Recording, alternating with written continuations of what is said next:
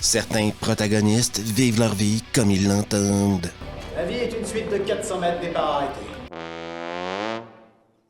Aujourd'hui, je vous le dis tout de suite, à Vendredi Nanar, vous devrez mettre de côté les lois de la physique, la loi de la gravité, oubliez ça. Vous remarquerez également que le corps humain est capable de résister à une chier d'accidents de moto. Pour célébrer les 20 ans de sa sortie, oui, le temps passe vite, de 2004, Torque, la route s'enflamme et ça commence maintenant.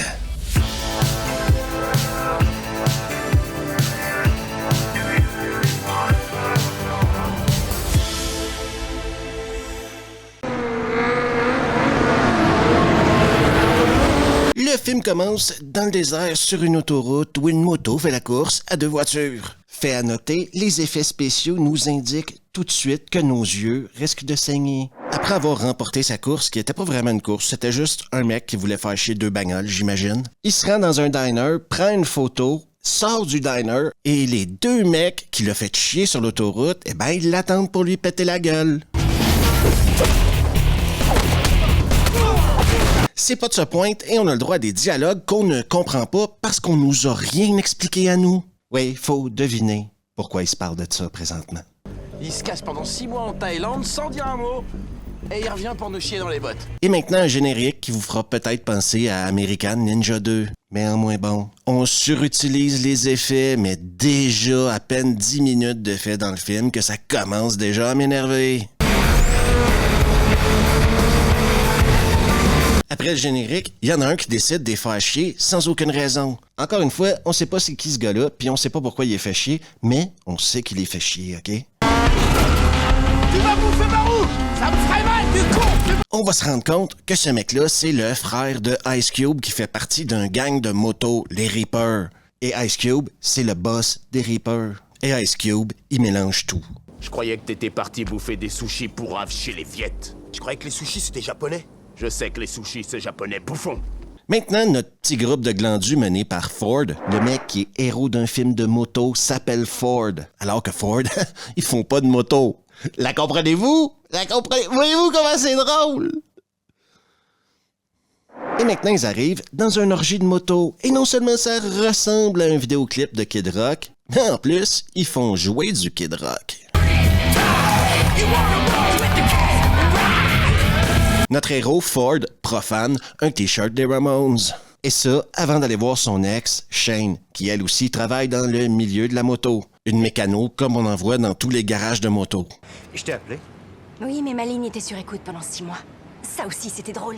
On apprend maintenant que Ford a volé des bécanes. C'était peut-être pour ça qu'il était parti 6 mois en Thaïlande. Qu'est-ce qu'il a fait en Thaïlande? On ne le saura jamais. Mais on peut s'en douter.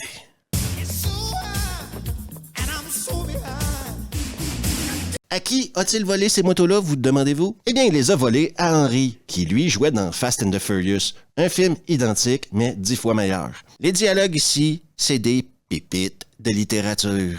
Où sont mes putains de bécanes? Où sont-elles? Henry va donner un ultimatum à Ford, lui rendre sa bécane et la drogue qu'il y a dans les bécanes. Oui, il a caché du crack dans les bécanes. C'est pour ça que, d'ailleurs, Ford lui a pas donné. Ford, c'est un gars honnête qui était capable de voler des bécanes, mais la drogue, c'est trop loin. Donc, il doit rendre les bécanes avant le coucher du soleil. T'as jusqu'au coucher du soleil pour me rendre mes bécanes. Henry va ensuite rencontrer Ice Cube, et encore une fois, on a le droit à de la poésie urbaine incroyable. Je suis pas là pour te regarder tripoter ton kleps. J'ai pas invité ton cul de bouseux à venir se poser ici. Ford, lui, il stresse absolument pas parce que là, il s'amuse à faire la course avec son ex. On se retrouve maintenant dans un bar et il y a une baston qui éclate.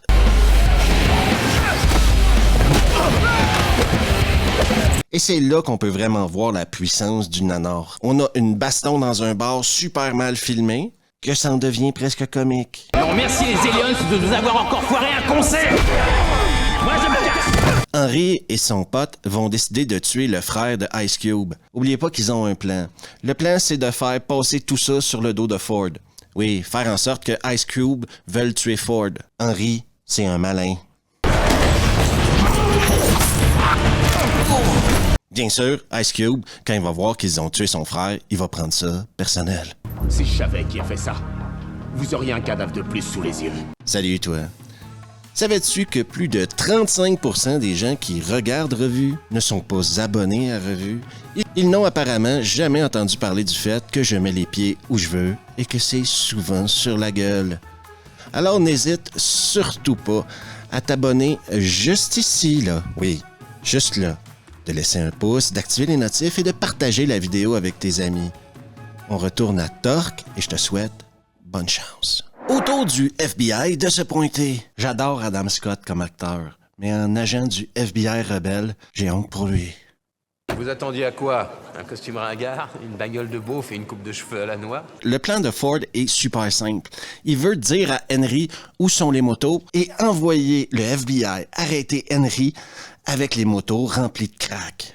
On se rend compte pourquoi le film dure 1h24 maintenant. Tout le monde a des plans et ils sont tous plus cons les uns que les autres. Ouais, une fois qu'on sera en sécurité, je dirai à Henry où il peut venir reprendre sa drogue. Et j'appellerai aussi cet enfoiré de McPherson pour le prévenir. Sauf qu'ils sont interrompus dans leur plan parce que maintenant, ils ont Ice Cube au cul. Et moi, j'ai toujours cru que ce genre de moto-là était faite pour la vitesse, pas pour les routes de gravier, quoi.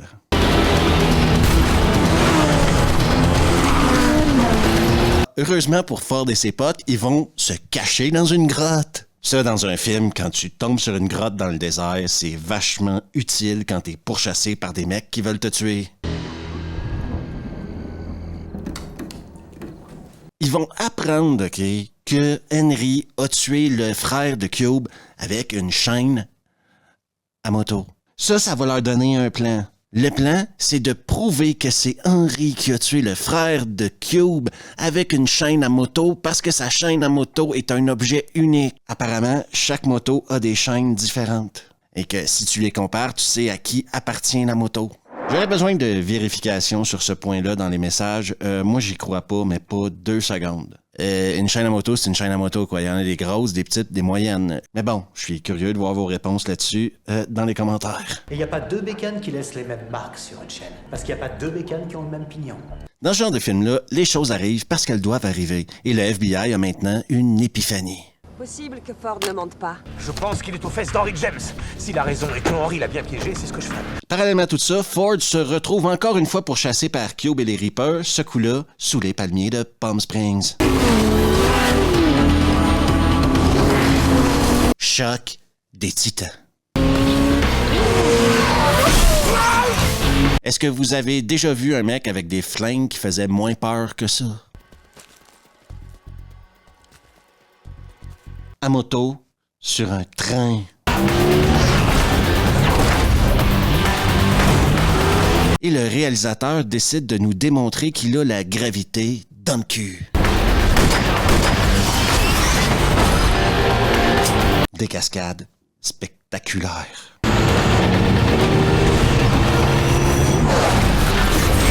Une crevaison.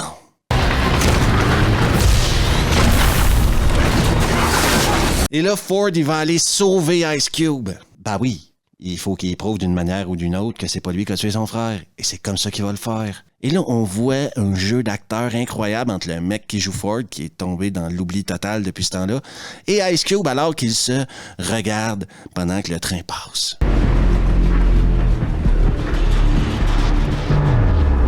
Toute cette situation-là fait penser Ice Cube. Et quand Ice Cube réfléchit, il réfléchit à voix haute. Et il m'a sauvé la peau en risquant la sienne. C'est pas le genre d'un meurtrier, ça. Ford et ses potes doivent quand même se rendre à Los Angeles maintenant pour donner les motos à Henry. Donc, ce qu'ils vont faire, c'est qu'ils vont se cacher dans un camion. Dans ce camion-là, par chance pour eux, il y a une voiture. Et quand ils vont se faire arrêter à un barrage policier, ils ont une voiture maintenant dans la remorque. Ben oui, il y a une voiture dans la remorque. Ça aussi, c'est quelque chose de super pratique qui arrive dans le film au bon moment.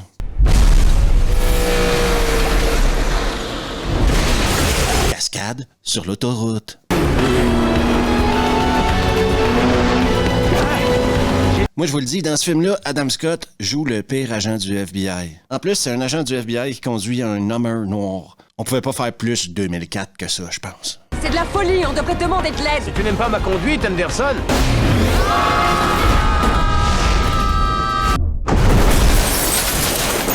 Et regardez bien maintenant l'accident dans lequel Ice Cube et Ford vont se retrouver.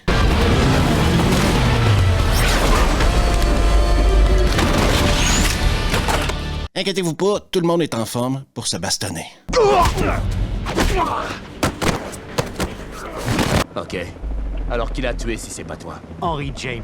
Ils décident maintenant de travailler ensemble, de former une alliance afin de coincer Henry. Cube veut sa vengeance, Ford veut se débarrasser de la drogue. Je vous présente la Y2K. On n'en a pas parlé du film, mais c'est important pour plus tard. Une Y2K. La moto la plus rapide du monde. Le FBI se pointe à leur planque. Mettez les mains en l'air et posez vos armes à terre! Les mains derrière la tête. T'as essayé de me baiser? Retournement incroyable de situation. Non! Retournement incroyable de situation.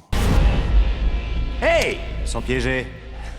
Retournement incroyable de situation. Henry se pointe et il a en otage l'ex de Ford et ses potes.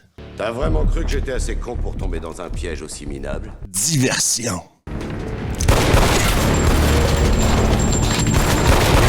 Baston avec des chaînes. Ice Cube, un poète urbain. Je renvoie toujours l'ascenseur. Et plus de FBI. T'étais qu'un sale petit con. Et Ford, maintenant, il monte sur la Y2K pour pourchasser Henry. C'est le temps pour tout le monde de prendre un Dafalgan. Ou, pour les Québécois qui me regardent, 2 grosses Tylenol. Parce que pour nous démontrer la vitesse, le réalisateur choisit d'y aller avec toute la portée de son mauvais goût.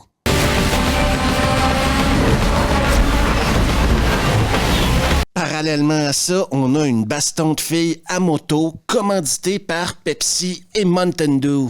T'as un moment, là? T'en veux ta part, pétasse? J'attendais que tu me le demandes! Pour les Européens qui m'écoutent, le Mountain Dew, je crois qu'ils en vendent pas. Je sais qu'en Suisse, il n'y en a pas. Du Mountain Dew, c'est l'équivalent pétillant de la pisse chaude, avec un arrière-goût de citron. T'as mal choisi la gonzesse, connasse!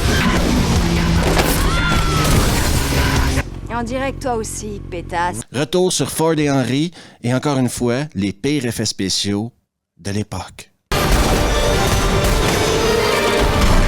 Explosion. Et sa tête va atterrir à 1 mm d'un bus. On dit souvent que dans les nanars, on a besoin d'erreurs techniques, pas juste d'un script pourri. Je suis pas tout à fait d'accord avec cette notion-là du nanar, mais bon, ici, on a des erreurs techniques. En voici une. Voici le chauffeur d'autobus qui arrivait vers Henry. Voici le chauffeur d'autobus qui regarde Henry.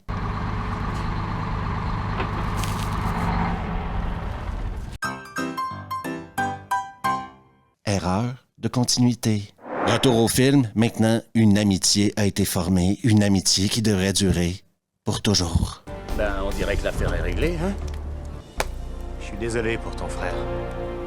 Et c'est la fin de Torque, la route s'enflamme.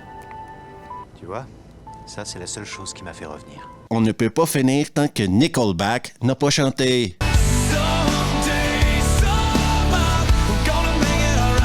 Premièrement, rajouter du Nickelback à la fin de ça, c'est vraiment la touche parfaite, quoi.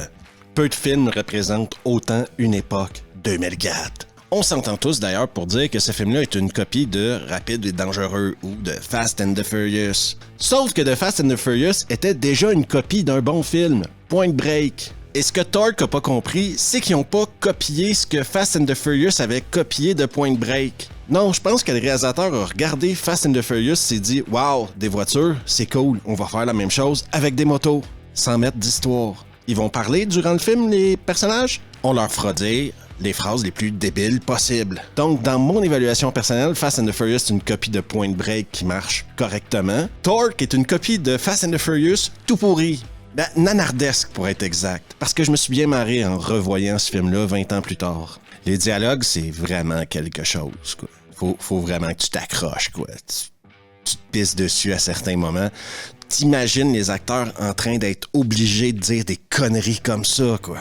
T'imagines les doubleurs aussi, qui ont dû doubler ces conneries-là. Des phrases toutes plus connes les unes que les autres. On dirait que ce film-là a été écrit par un mec qui sait pas comment les gens se parlent dans la vraie vie.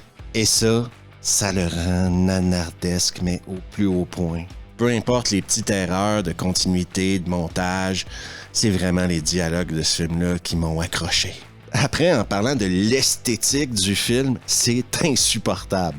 Tout est brillant. On dirait qu'avant Instagram, le gars avait décidé de mettre un filtre d'1h24 sur son film. Il y a des bruits de transition pour tout, pour rien, tout le temps.